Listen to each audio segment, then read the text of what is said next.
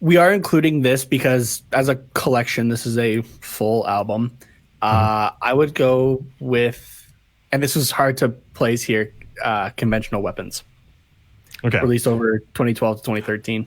I figured as much. I'm not doing this just to be different and to stir a debate, but I think Conventional Weapons deserves to be number 3. So I want to put 3 Cheers for Sweet Revenge. Wow. All right. Which is also really hard, but like it's not going to be the Black Parade or Danger Days. So it's got to be between Conventional Weapons and 3 Cheers, I think. Interesting. I think. All right. Okay.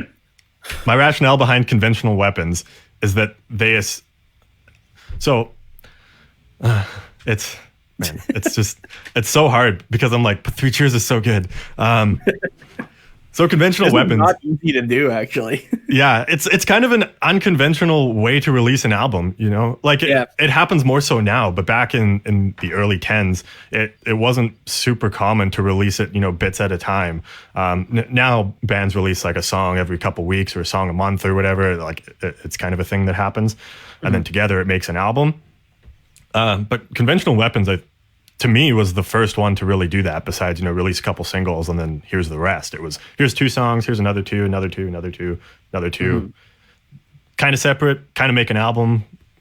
Like it was just unique in that way. And I don't think there's a bad song on that album. I consistently listen to this whole album. Not saying that there's bad songs on 3 Cheers, but I think that there's a couple that are maybe not quite up to par because I think they're still trying to figure out their sound.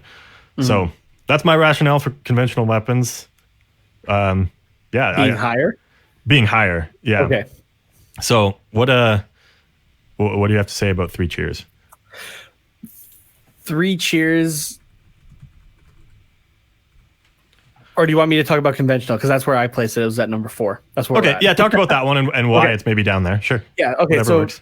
Number 4 is more down there just because of, oh man, not to say that, like, there are some discarded songs that bands, you know, discard, obviously.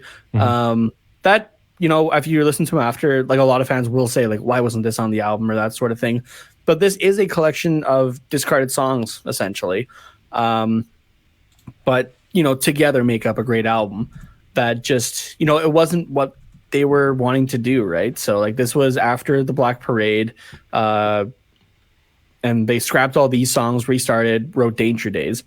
So it's and it's not to take away from any of these songs or anything like that too.